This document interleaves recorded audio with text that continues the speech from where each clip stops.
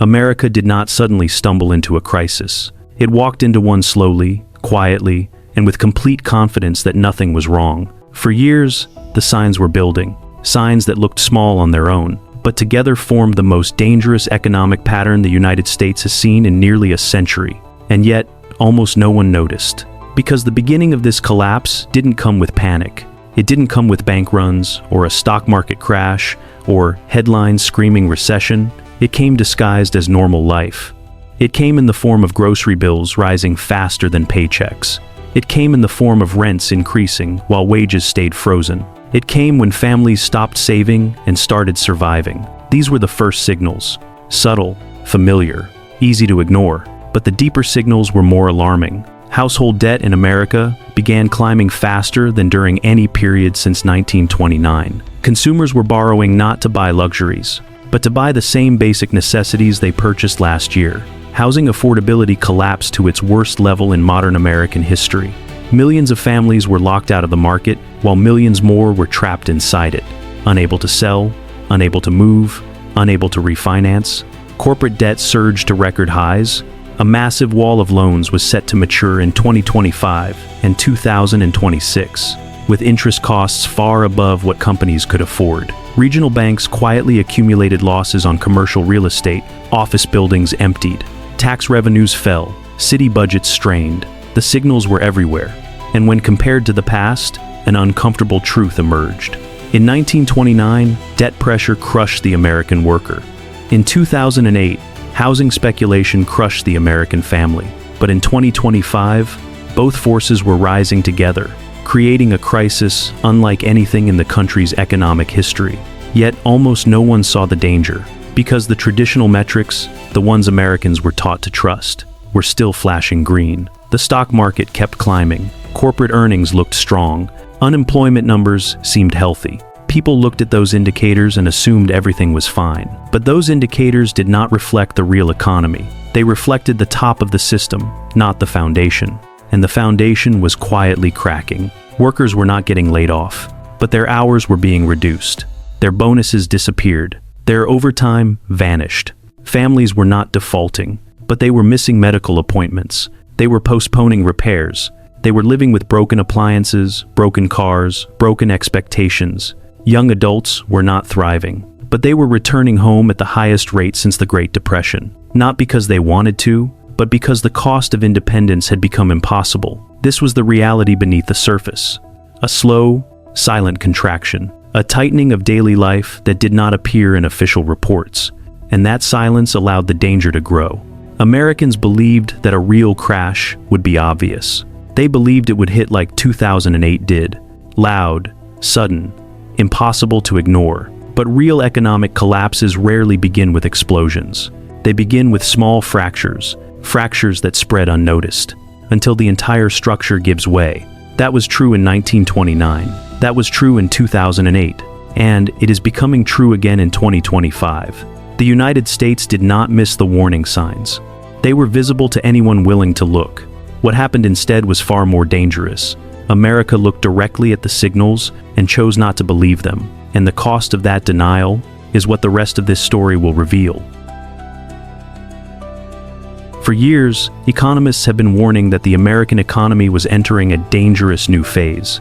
Not a recession, not a correction, but something deeper.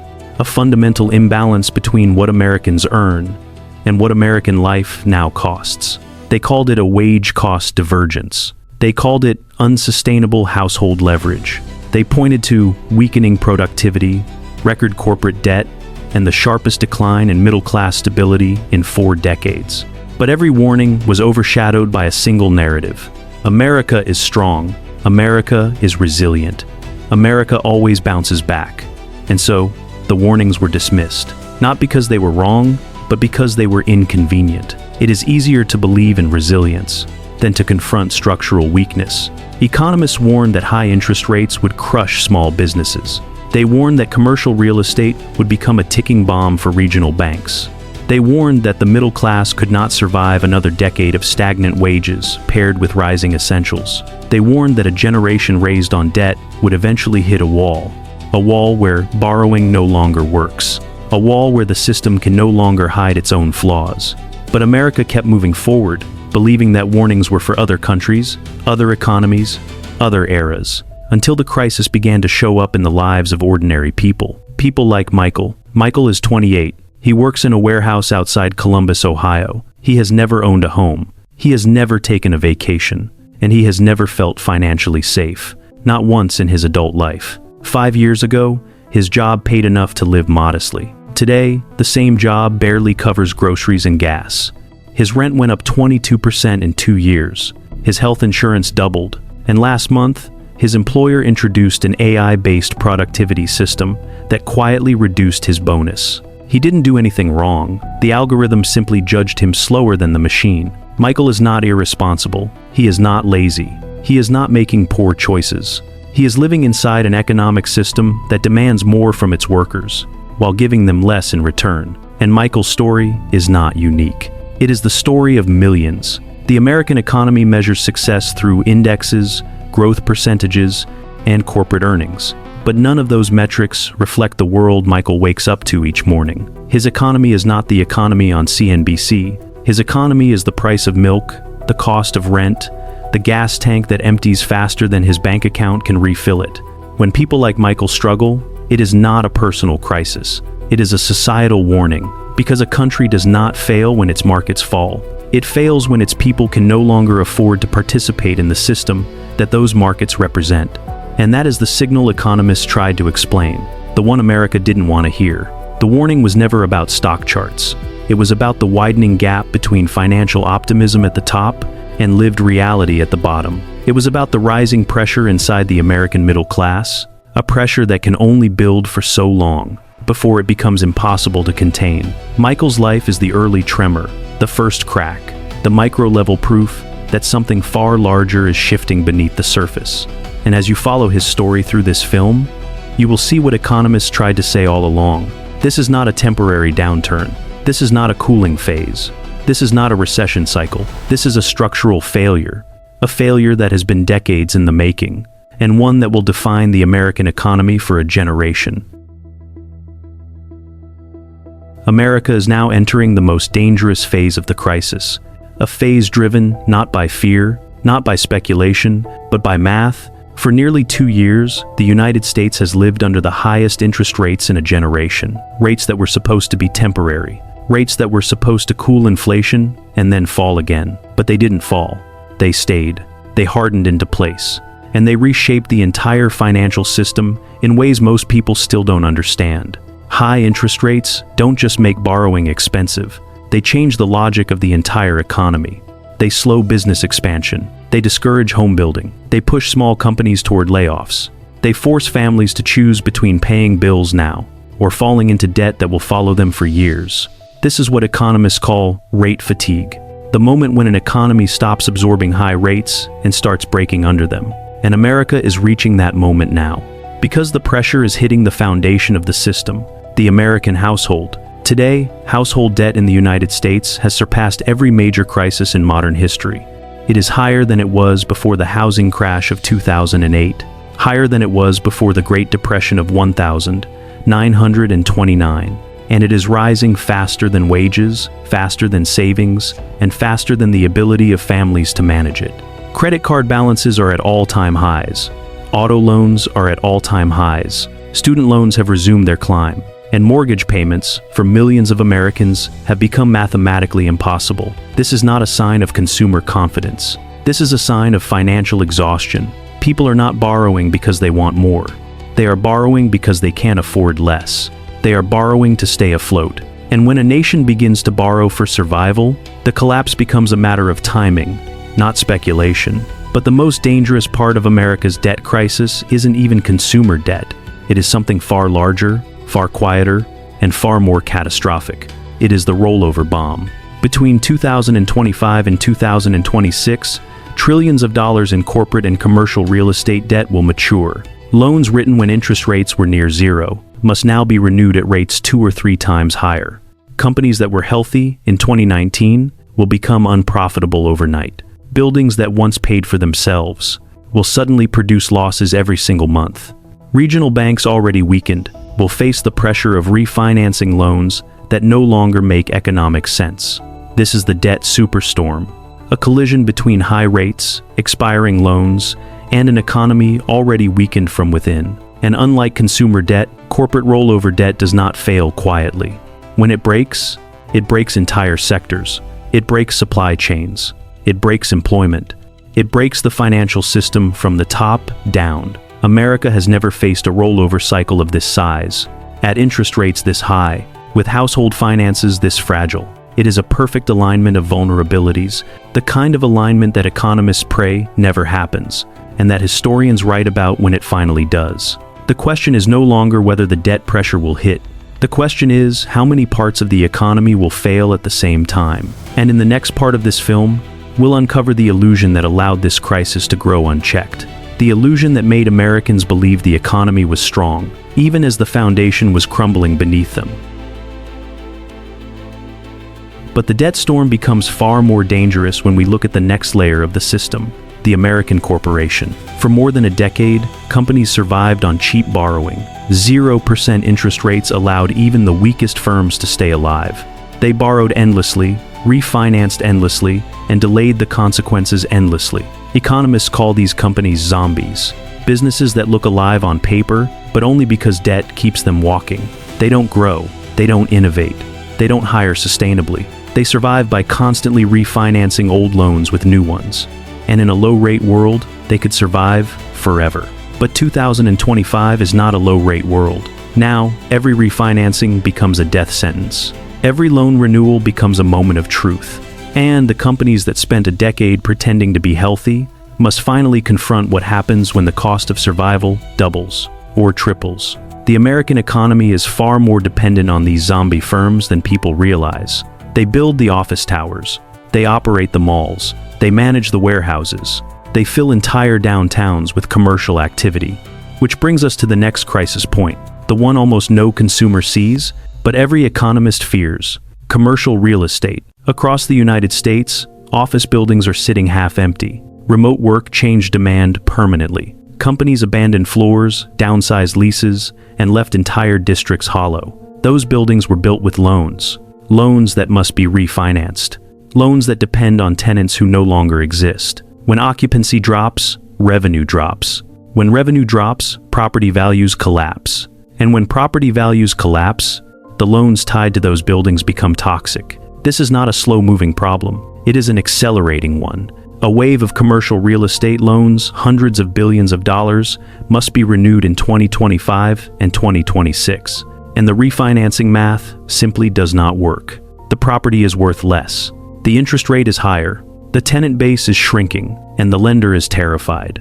Which leads us to the institution most exposed to this collapse: regional banks. Unlike the giants on Wall Street, regional banks do not have massive global portfolios to absorb losses. They are tied to local economies, to local buildings, local businesses, local borrowers. When a commercial building in a mid-sized city loses half its value, a regional bank feels it immediately. When a mall goes dark, a regional bank loses liquidity. When a warehouse vacancy spikes, a regional bank's balance sheet cracks. And cracks in a regional bank are unlike cracks in a corporation. Corporations can go bankrupt. Banks cannot. If they fail, they take entire communities with them. This is why the Federal Reserve watches regional banks so closely, because they are the first domino in a chain that can roll across the entire financial system. And at the center of all of it, zombie companies, collapsed commercial real estate, stressed regional banks, is one thing: the rollover bomb, a massive cluster of expiring loans hitting the economy at the exact moment it is least prepared. Debt made cheap in the past, returning with a vengeance in the present. When these loans mature, there are only three outcomes: refinance at impossibly high rates, default outright, or walk away and let the lender suffer the loss. None of these outcomes are harmless. All of them spread damage outward. A zombie company that defaults takes jobs with it. A failed commercial building crushes a regional bank. A weakened regional bank pulls back lending, cutting off credit to small businesses that depend on it. This is how recessions become crises. This is how crises become collapses. Slowly at first, then all at once. The rollover bomb is not a metaphor. It is a timeline, a countdown, a sequence of financial detonations scheduled across 2025 and 2026. each one weakening the system further, until the entire structure bends under its own weight. And the most alarming part is this: the fuse is already lit.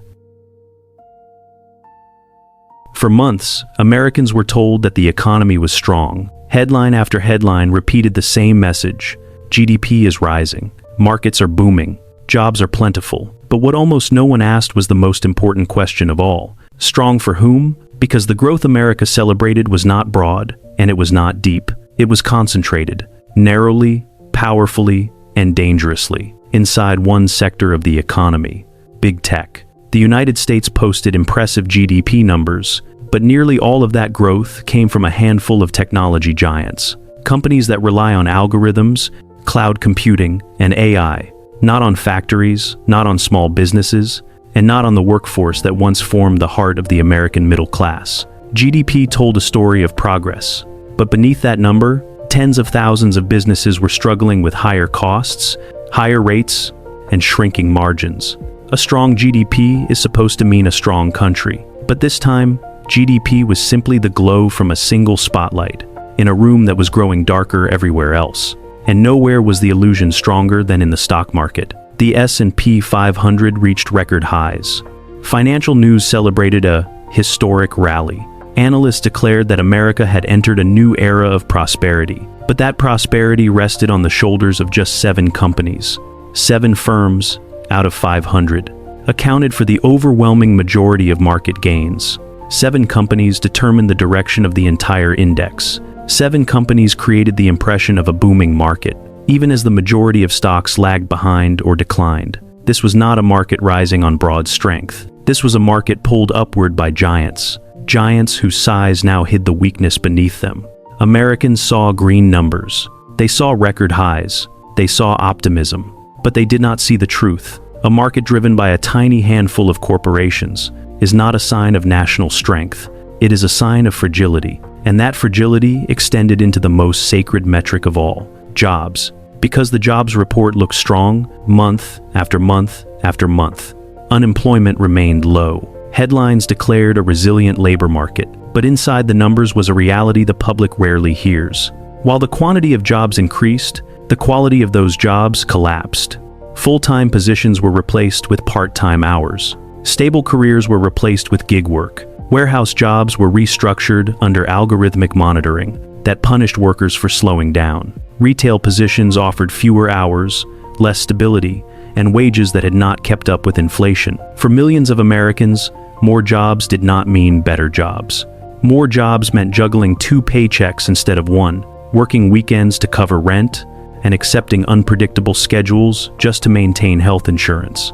The illusion was simple. If unemployment is low, the economy must be fine. But that logic hides an uncomfortable truth. People can be fully employed and still completely unable to afford their lives. That is not strength. That is survival. The illusion of a strong economy depended on national averages, on headline numbers, on statistics that smooth over the struggle taking place in households across the country. GDP grew because big tech grew. The stock market surged because 7 companies dragged it upward. Jobs increased because low-wage work filled the gaps left by shrinking savings. On paper, America looked healthy. But on the ground, Americans were tired, stretched, overworked, undervalued, and increasingly aware that something about the system no longer made sense. The illusion could only last as long as people believed the numbers reflected their lives. But when the distance between the data and reality becomes too wide, the illusion collapses.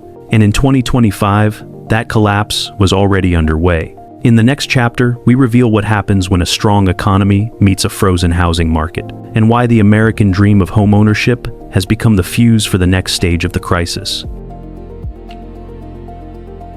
The illusion of a strong economy becomes impossible to maintain the moment we look at the one group that has always defined America's stability, the middle class.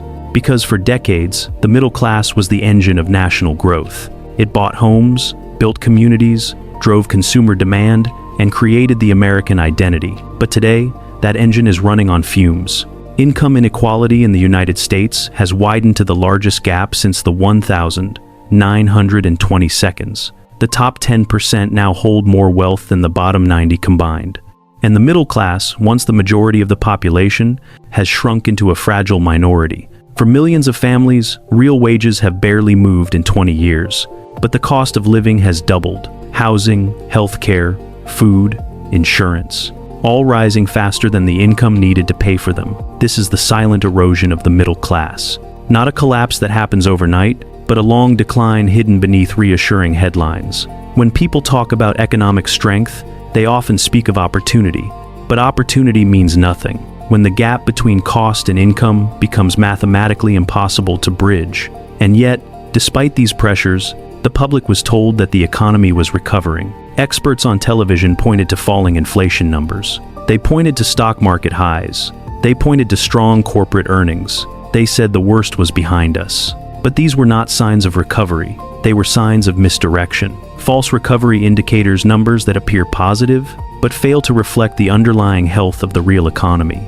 Inflation was said to be cooling, but prices never returned to where they were. Families were still paying 20, 30, sometimes 40% more for the same essentials.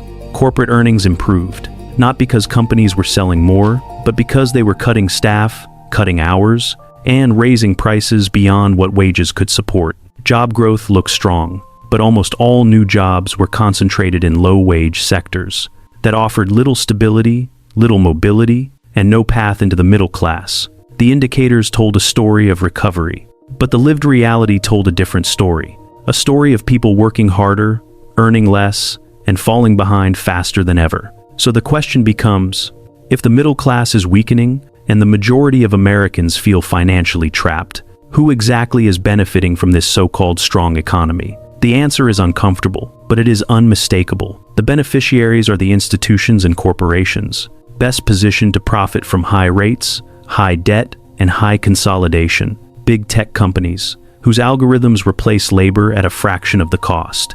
Major corporations, whose pricing power allowed them to raise prices faster than inflation. Large banks, whose balance sheets benefit from elevated interest payments, while smaller banks struggle under the weight of commercial real estate losses. At the top, wealth multiplied. At the bottom, debt multiplied. In the middle, opportunity evaporated. The gap between these groups is not just economic, it is structural. It defines who can participate in the future of the American economy, and who will be forced to live with the consequences of its failures. The illusion of strength worked, because the people benefiting from the system were loud, influential, and visible, while the people struggling were quiet, overwhelmed, and often invisible. But when too many Americans feel the strain at the same time, illusions lose their power. And by 2025, millions of Americans had already begun to question why their lives felt nothing like the economy they heard about on the news. That is the moment when a false recovery becomes dangerous. When the gap between narrative and reality grows so wide that confidence breaks. And when confidence breaks, the economy follows.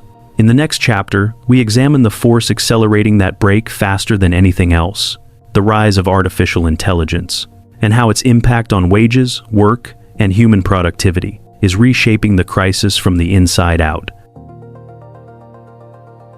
For years, Americans were told that artificial intelligence would make work easier. That automation would remove repetitive tasks. That productivity would rise, and wages would rise with it. That technology would lift everyone. But in 2025, something very different happened. Productivity rose, and wages stayed exactly where they were. Because AI did not enter the workforce as a helper, it entered as a competitor. The first impact was quiet. It happened in places most people never look. Logistics centers, distribution hubs, warehouses. Sensors replaced supervisors. Algorithms replaced shift leads. Tracking systems replaced trust. Every worker's movement was monitored. Every second was measured. Every slowdown was recorded. AI didn't fire people outright. It simply made the expectations impossibly high, and the penalties for falling short brutally fast. Then the pressure spread to office workers. Millions of Americans found that tasks once performed by entire teams could now be handled by a single AI-assisted employee. A department of 10 became a department of 6. 6 became 4. And 4 became one worker supported by automation. A worker expected to do more, work faster, and never make a mistake. In retail, AI-driven scheduling cut hours with cold precision. Workers saw their shifts shrink, not because the store didn't need them, but because the algorithm predicted profits more accurately. When labor costs were trimmed to the bone, across the entire economy, technology was raising productivity while lowering job security, raising output while lowering wages, raising efficiency while lowering the value of human work. This is the paradox of AI in 2025. The more productive America becomes, the less it pays the people who make that productivity possible.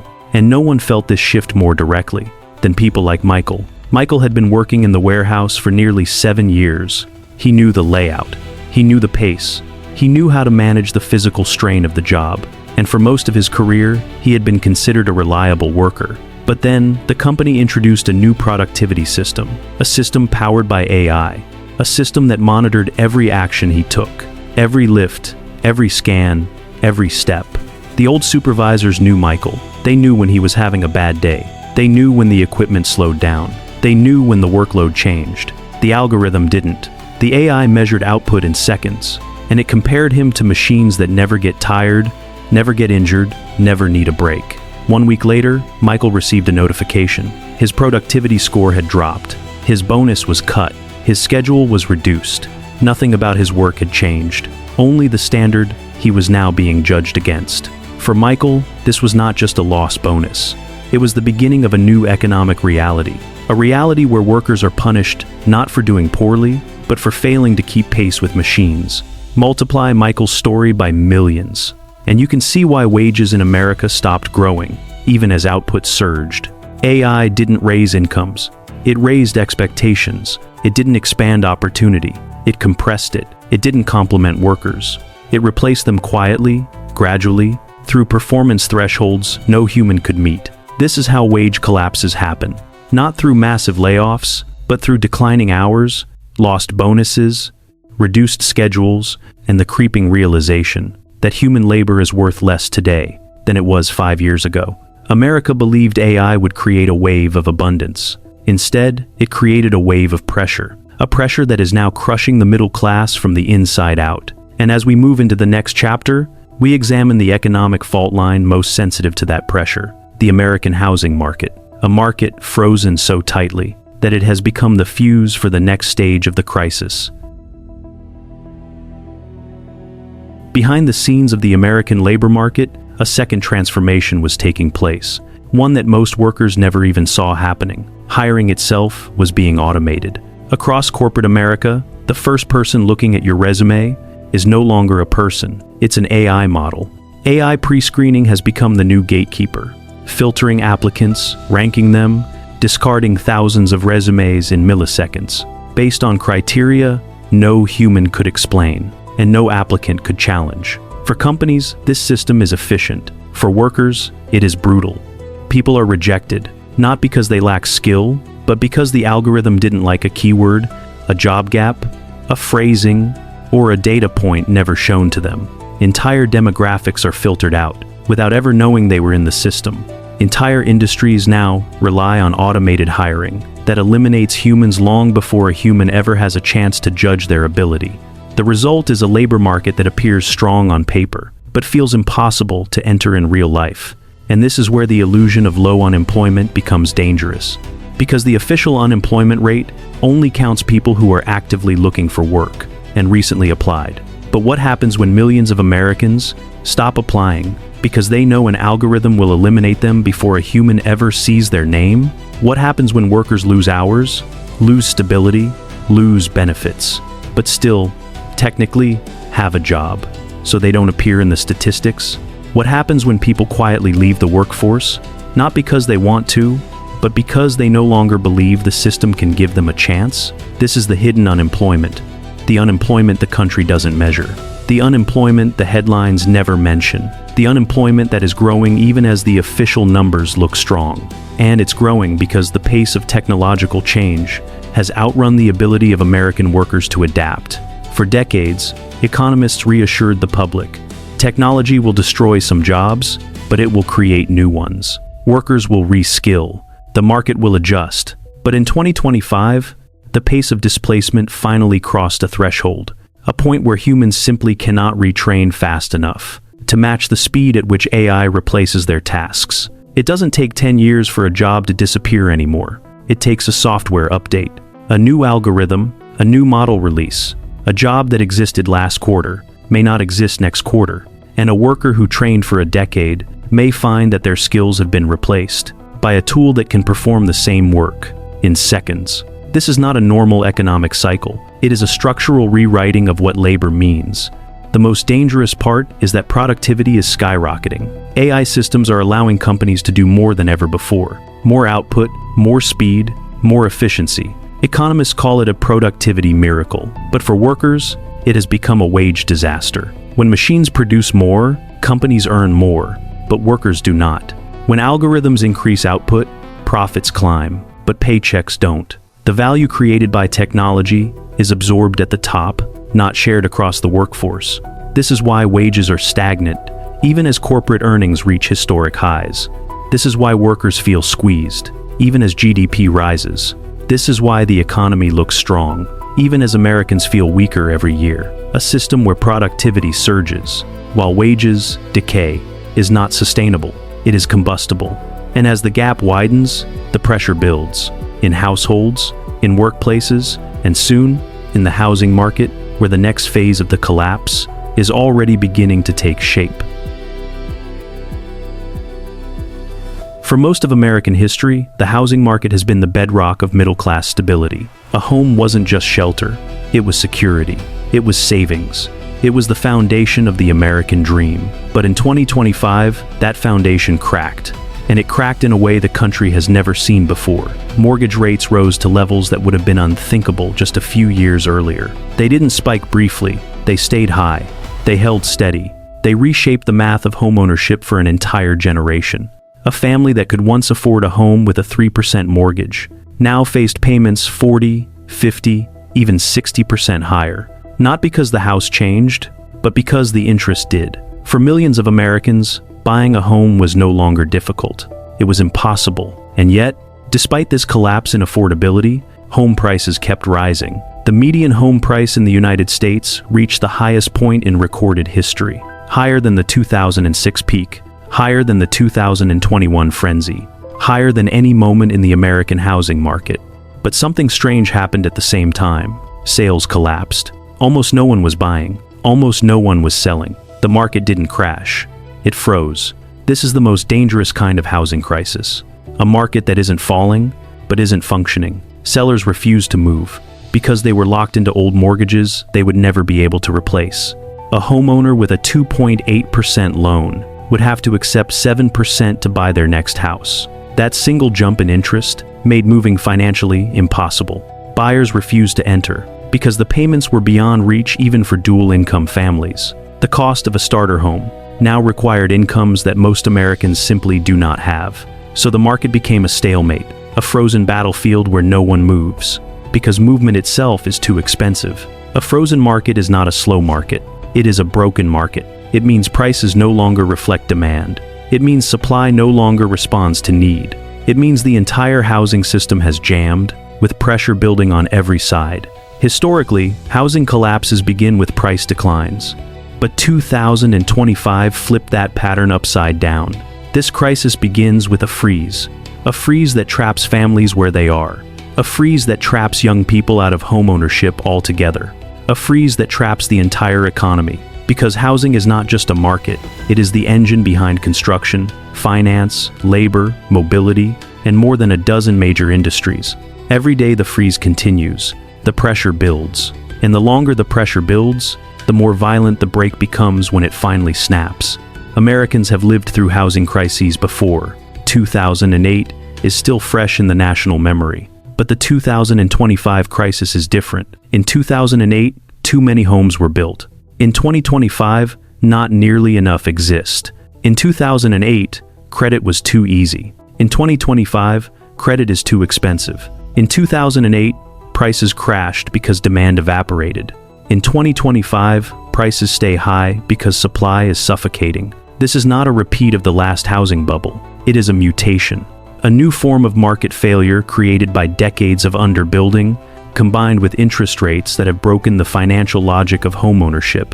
And as the freeze spreads, the people most affected are the very people America depends on. Teachers, nurses, factory workers, warehouse workers, retail workers, the workers who make the economy function, but can no longer afford a stable place to live within it. A society cannot survive without a functioning housing market, and right now, America does not have one. In the next part of this film, we go deeper into the domino effect created by a frozen housing system, and reveal how it threatens not just homeowners and buyers, but the future of the American middle class itself. The problems in the housing market become even more unsettling when we step beyond single-family homes and look at the other side of the real estate world, commercial property. Across the country, commercial real estate is cracking under the weight of vacancy, empty office towers, abandoned retail centers, warehouses built during the pandemic boom now sitting half full, and behind every one of those buildings is a loan. Loans that were made when interest rates were low and demand was high. Loans that must now be refinanced at rates that turn a profitable property into a financial liability overnight. This is where the cracks become fractures.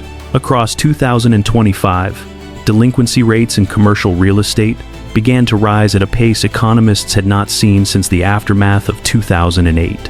Buildings worth $50 million suddenly appraised at $30 million. Lease terms went unrenewed. Rental income evaporated. And when the numbers stop working, the loan turns toxic. Those toxic loans don't stay contained. They sit on bank balance sheets, quietly draining liquidity, quietly tightening credit, quietly preparing the conditions for the next banking crisis. And the geography of this problem is not uniform. Some parts of America are standing on steadier ground. Others are standing directly on fault lines. Cities with heavy reliance on office space, San Francisco, Seattle, Chicago, New York, are facing vacancy levels that ripple through their entire economies. Sunbelt boom cities, Austin, Phoenix, Tampa, saw rapid overbuilding during the pandemic and are now dealing with sudden oversupply. Meanwhile, states with slower population growth are watching entire commercial corridors go silent, creating pockets of economic stagnation that spread outward into housing, employment, and local finance. On the national map, you can see the crisis forming like a weather pattern. Clusters of red zones where valuations are collapsing, orange zones where risk is accumulating, and yellow zones where stability is fragile at best. And yet, even this does not fully explain why the danger facing America today is greater than anything seen in 2008.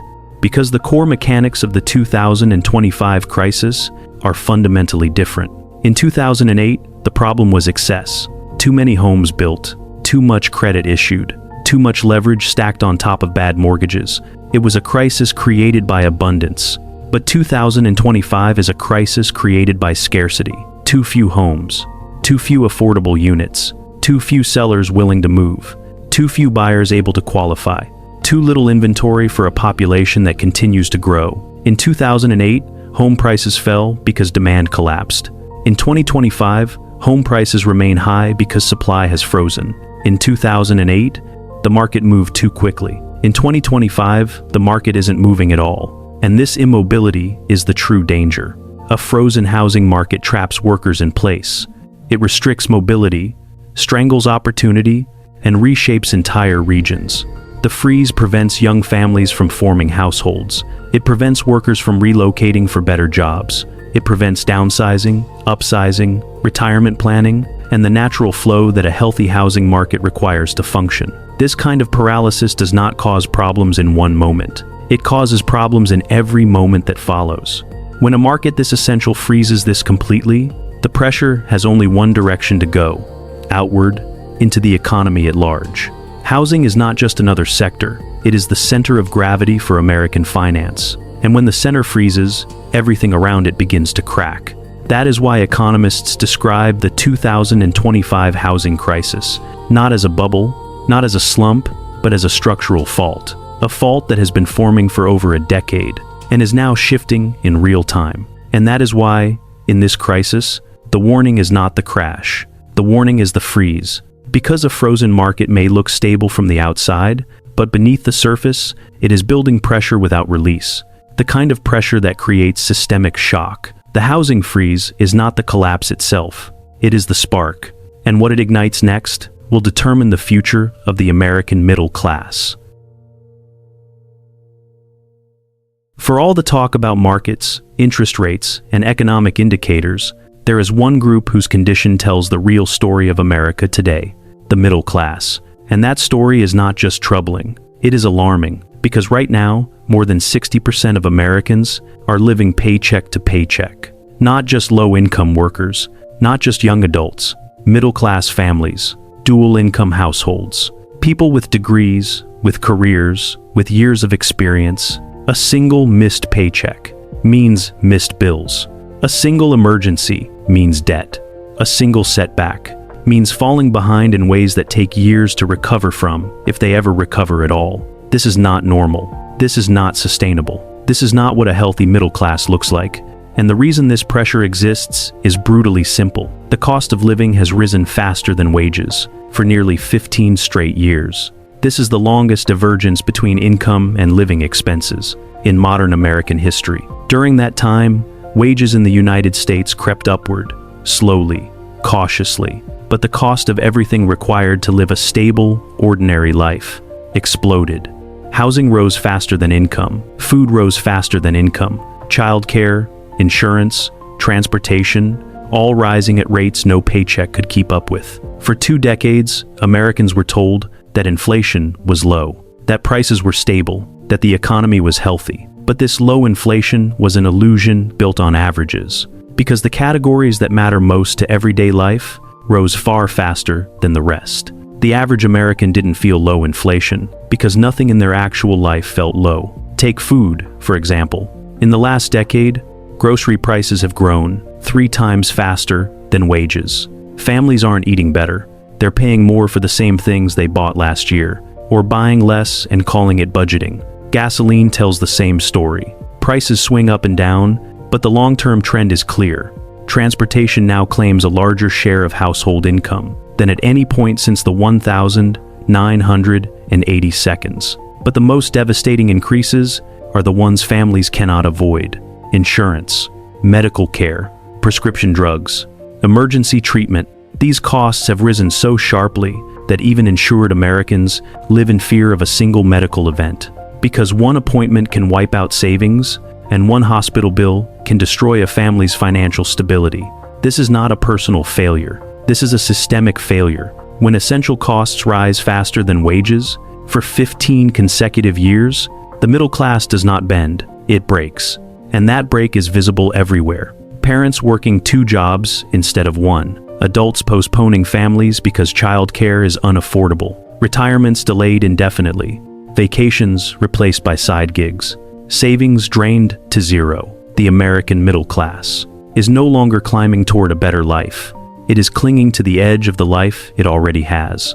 The tragedy is that this group, the workers, the consumers, the taxpayers, is the core of the entire U.S. economy. If the wealthy shrink, the country continues. If corporations shrink, the country adjusts. But when the middle class weakens, the entire system destabilizes, because a nation cannot thrive when the majority of its citizens are one emergency away from collapse. This is why economists call the middle class the detonation point of the American economy, not because they caused the crisis, but because they are the group that cannot absorb its impact. They are the dry powder sitting beside an open flame, and every month of rising costs brings that flame closer. In the next chapter, we confront the moment when these pressures stop being numbers, stop being trends, and start becoming systemic failures. Failures that will reshape the country in ways Americans are not prepared for. For decades, savings were the buffer protecting American families from crisis. A small cushion, a safety margin, the difference between a setback and a disaster. But in 2025, that cushion is gone. The average American savings account has fallen to its lowest point in modern history. Millions of households no longer have even $400 available for an emergency. A medical visit, a car repair, a missed paycheck. Any one of them can push a family into debt. They may never escape. This erosion didn't happen suddenly. It happened slowly, quietly, month after month, as families dipped into savings to cover rising costs, while wages stood still. The checking account became the savings account. The savings account became the credit card. And the credit card became the lifeline. Which brings us to the next fault line, one that economists are watching with growing fear. Credit card balances in the United States are rising at the fastest pace in history. Not because people are buying more, but because they can no longer afford the basics without borrowing against the future. This is the most dangerous form of debt. Short-term, high interest, unforgiving. Once someone falls into credit card debt, the interest grows faster than most Americans can pay it down. Month after month, balances rise, minimum payments consume paychecks, and families spiral into a financial trap they did not choose and cannot escape. This is not overspending. This is survival. And the consequences go far beyond numbers on a statement. Because financial stress is not just an economic burden, it is an emotional one, a relational one, a physical one. Families under financial pressure argue more often, sleep less, postpone medical care, delay preventive treatment, experience higher rates of anxiety, depression, and burnout. Marriages suffer. Children feel the tension. Communities bear the strain. And when stress reaches a breaking point, neighborhoods become unstable. Local businesses decline. Crime rises. Mental health collapses. People become isolated, defensive, distrustful. This is what economists rarely say out loud. Financial fragility becomes social fragility. An economic crack becomes a societal fracture. Because the middle class isn't just a financial category, it is the stabilizing force of the country. It is the anchor that keeps a democracy grounded. It is the group that holds the nation together, economically, socially, and politically. But today, that anchor is slipping. The middle class is stretched thinner than any time in modern memory. It carries more debt, faces higher costs, holds less savings, and bears more stress than any generation since the Great Depression. This is why the crisis unfolding in 2025 is not merely a recession risk, it is a structural threat. Because when the top struggles, the country endures. When the bottom struggles, the country adapts. But when the middle struggles, the country breaks. And that is the truth America is now confronting. When the middle class breaks, America breaks. And in the next chapter, we expose how this break is already spreading through the deeper layers of the economy. The systems designed to support the country that are now beginning to fail under the pressure of a collapsing foundation. For most of modern history, America has trusted a simple idea, that the economy moves in cycles, good years, bad years, booms, recessions, ups, downs, and eventually, everything returns to normal. But the crisis unfolding in 2025 is not part of that cycle. It is something entirely different. Because the traditional economic cycle no longer explains the turbulence America is experiencing. It cannot explain why markets rise, while living standards fall. It cannot explain why wages stagnate, while productivity accelerates. It cannot explain why borrowing becomes impossible, even as demand for housing remains sky-high. Cycles imply repetition, patterns we've seen before. But what we are witnessing now has no precedent in American history. This is not the return of an old problem. This is the emergence of a new structure, a structure that no longer works for the society it was built to serve. And the clearest evidence of a structural crisis is that so many foundational parts of the system are failing at the same time. The banking sector is under strain from deteriorating commercial real estate and an interest rate environment it was never designed for. The housing market is frozen, not because of low demand, but because affordability has been mathematically destroyed. The wage system is breaking under the pressure of automation, with AI rewriting job expectations faster than workers can adapt. Household debt is rising at the fastest pace in history, with families borrowing just to maintain the same standard of living. Corporate debt is approaching a rollover disaster, with trillions coming due at interest rates that eliminate profitability almost instantly. Productivity is rising sharply, but the benefits of that rise are flowing upward, not outward, creating a gulf between economic success and economic reality. And beneath all of this is a demographic shift that America has never faced before. For the first time, the United States is aging without replacing its workforce fast enough. Birth rates are at record lows. Retirements are accelerating. The ratio of workers to retirees is shrinking. And entire industries are struggling to find the younger labor force they once depended on. This demographic imbalance creates a new kind of economic pressure, one that no policy, no stimulus, and no interest rate cut can fix. An aging population means higher healthcare costs, higher pension obligations, and fewer workers paying into the system. It means slower growth, it means less innovation, and it means that the financial structures America relies on must support more people, with fewer contributors. Meanwhile, younger workers, already burdened by debt, high housing costs, and stagnant wages, are being asked to carry a load that previous generations never faced. This is where the crisis becomes systemic, because a system can handle one point of stress, it can even handle two.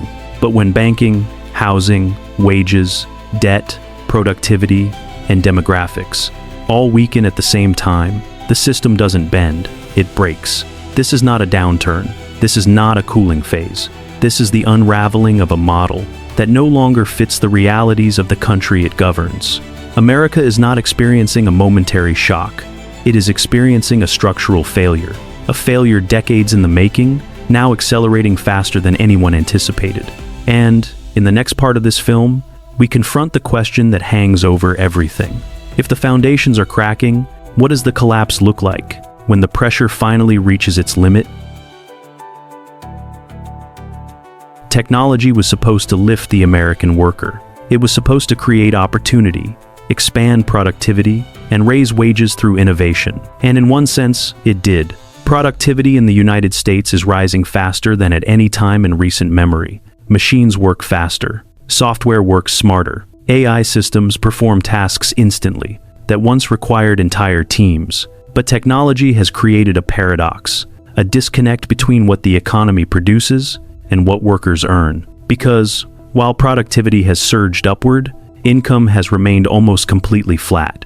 The value created by technology flows toward capital, not labor. It strengthens profits, not paychecks. It accelerates output while eroding the bargaining power of the people who make that output possible. This is the first time in American history that the economy can grow without improving the lives of the majority who participate in it. And that disconnect is not a temporary imbalance. It is a structural flaw, a flaw that no amount of short-term policy adjustment can fix. Which leads us to another uncomfortable truth. The tools American policymakers have relied on for decades are no longer capable of repairing the system they are meant to regulate. Interest rate cuts and hikes, the foundation of economic management, cannot solve a housing market frozen by structural shortages. They cannot stop AI from displacing workers faster than new jobs can be created. They cannot rebuild savings accounts that have already been drained to cover rising living costs. Fiscal policy faces its own limits. Stimulus checks temporarily help households, but widen deficits that the next generation must carry. Tax credits might ease individual burdens, but cannot reverse the demographic shifts that are reducing the workforce. And regulation, the tool meant to protect consumers and stabilize markets, cannot keep pace with technology that evolves faster than any legislative process can respond. Policymakers are trying to treat a 21st century structural crisis with 20th century tools, and the system can feel it. Problems are not being solved, they are being postponed. Stresses are not being relieved, they are being redistributed. The foundation is not being rebuilt, it is being patched, with patches that can no longer hold.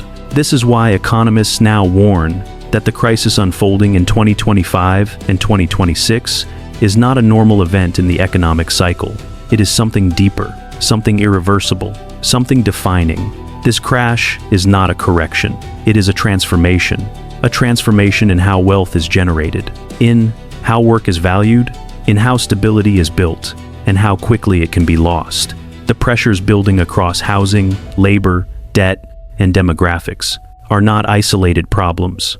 They are connected. They feed each other. They accelerate each other. They are forming a crisis that will shape the American economy for the next decade, if not the next generation. And now, as we move toward the final chapter, we come to the question that the entire film has been building toward. If this is not a cycle, if this is not a temporary downturn, if this is truly a structural transformation, then what does America look like? On the other side of it, what happens when the warning signs become impact? When the pressure becomes breakage? When the system that shaped the modern United States is forced to rebuild itself under conditions no one has planned for? In the final chapter, we uncover the truth behind the 2025-2026 crash, not as an isolated event, but as the beginning of a new economic era that America is not yet prepared to face. The truth about the 2025-2026 crash is that it will not resemble the crises Americans know. It will not look like 2008, when the financial system collapsed under the weight of toxic mortgages and a single bursting bubble triggered a global panic. And it will not look like 1929, when industrial production collapsed, banks vanished, and unemployment rose so sharply, the entire nation fell into darkness. This time, the danger is quieter, slower, more complex, and in many ways, far more difficult to escape.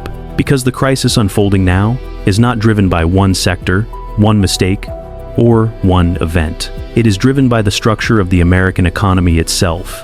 A structure where wages cannot keep up with the cost of living, where technology expands productivity, but contracts human opportunity, where debt grows faster than the ability to repay it, where housing becomes a privilege, not a pathway, where demographics shift faster than systems can adapt, where institutions move slower than the problems they are expected to solve. This is not a financial crisis. It is a societal crisis, a crisis of sustainability, not of markets, but of the lives those markets are supposed to support. And because the roots of this crisis run so deep, there is no quick fix. Interest rate cuts cannot reverse decades of underbuilding. Stimulus checks cannot restore a broken housing pipeline. Training programs cannot keep pace with AI systems that learn faster than humans ever will. Tax reforms cannot offset demographic decline. Regulations cannot mend a labor market where algorithms control opportunity. The solutions required are long-term. They demand reinvention, not adjustment. They require rethinking the pillars of an economy that once worked and now no longer do. But here is the hardest truth of all. America is not preparing for reinvention. It is bracing for impact, and millions of Americans can already feel that impact, long before the official data confirms it.